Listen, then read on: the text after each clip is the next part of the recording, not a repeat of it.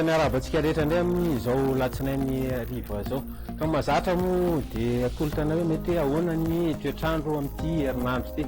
Herinandro ity zany dia vinavinaina ho maina saika manerana nosy ary anjaka ny masoandro fanazana ara dia mety hisy orana malefaka hatrany amin'iny faritry Savasy Analanjorofo iny. Ny amin'ny tapany atsimo nosy indray dia vinavinana mety hisy fidinan-kely ny maripana ambony any amin'ny zoma any.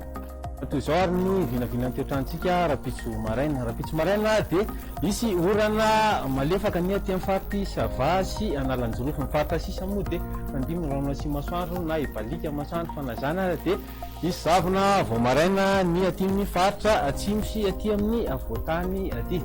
Ny tolakandro indray dia mbola vinavinaina toetratrany ny orana ato amin'ny faritry Savasy Analanjorofo ary ibalika ny masoandro amin'ny faritra sisa. Raha ny vinavinan'ny mahapanantsika rapitso maraina indray dia aty amin'ny Motsiraka Atsanana zao dia amin'ny 12 hatramin'ny 20 degré Celsius, ny aty avoatany eo amin'ny 5 sy 10 degré Celsius ary ny Motsiraka Andrefana dia any amin'ny 20 hatramin'ny 20 degré Celsius.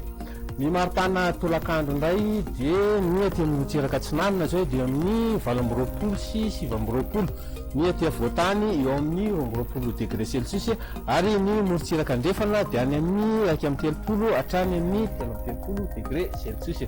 Ny toetrandro amin'reto nosy tanan-dehibe reto dia eo amin'ny mandimy raona sy masoandro any Nairobi Johannesburg sy orana Tandifondrahona ny any Paris.